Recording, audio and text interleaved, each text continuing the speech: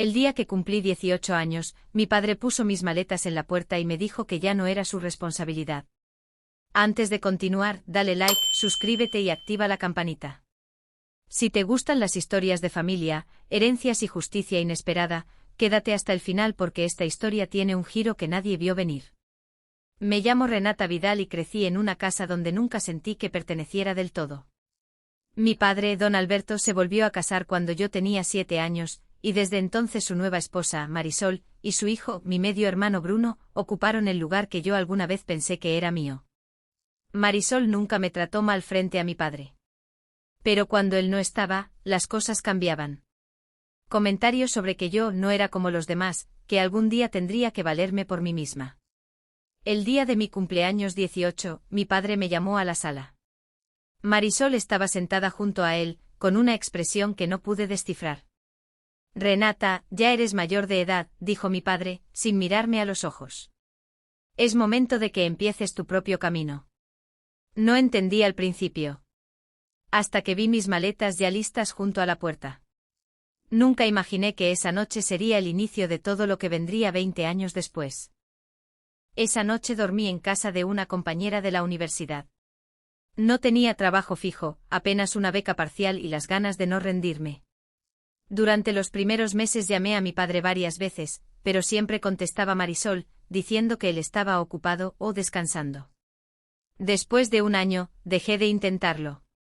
Trabajé limpiando oficinas por las noches mientras estudiaba contabilidad de día. Nunca le conté a nadie lo que pasaba en casa, ni siquiera a mis amigas más cercanas. Me daba vergüenza admitir que mi propio padre me había dejado ir tan fácilmente.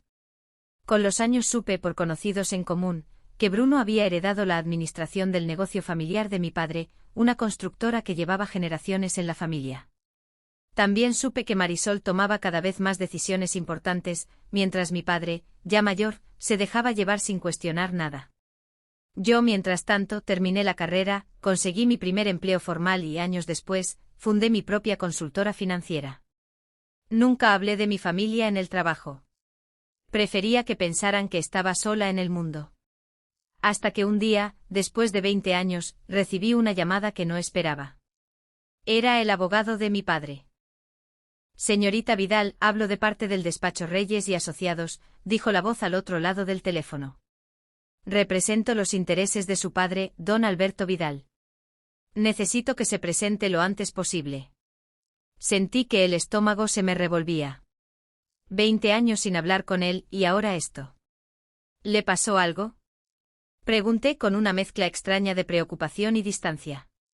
Su padre falleció hace 3 días, respondió el abogado.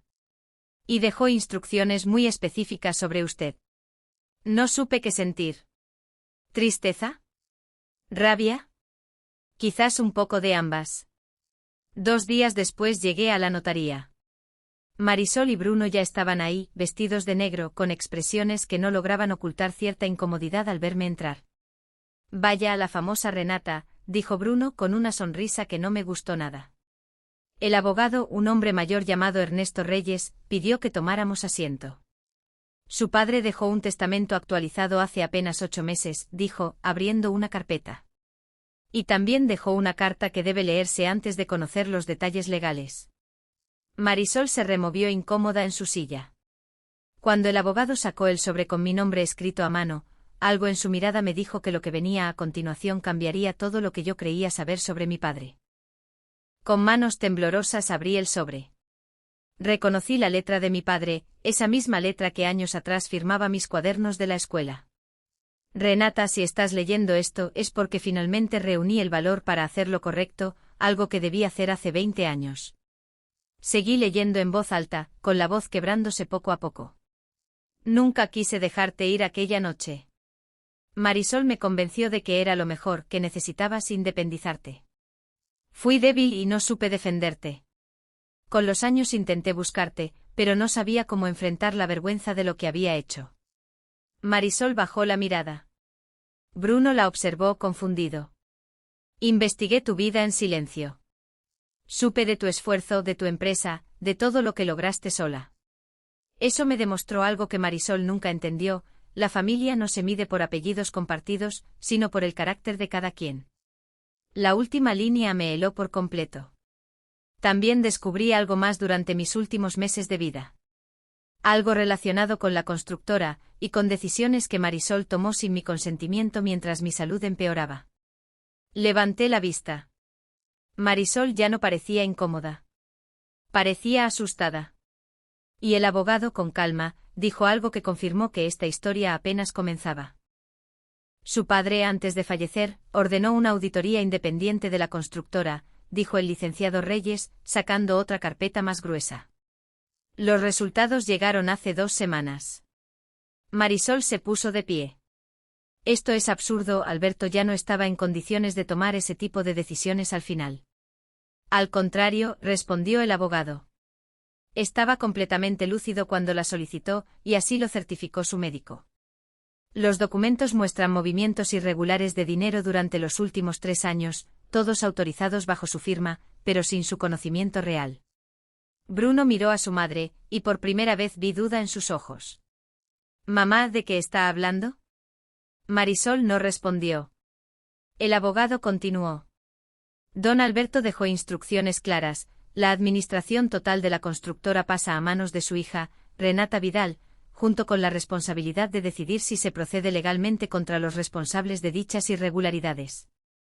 Sentí el peso de esas palabras.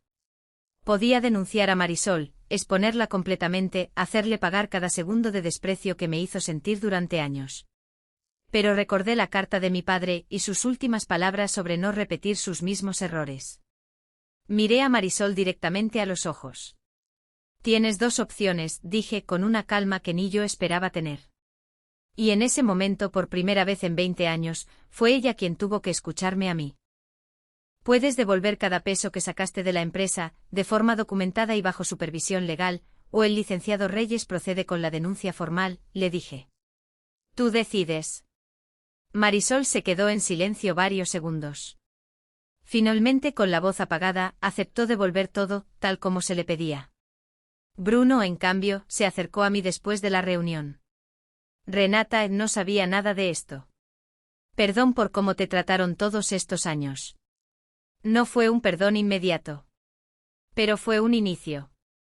Han pasado 3 años desde ese día.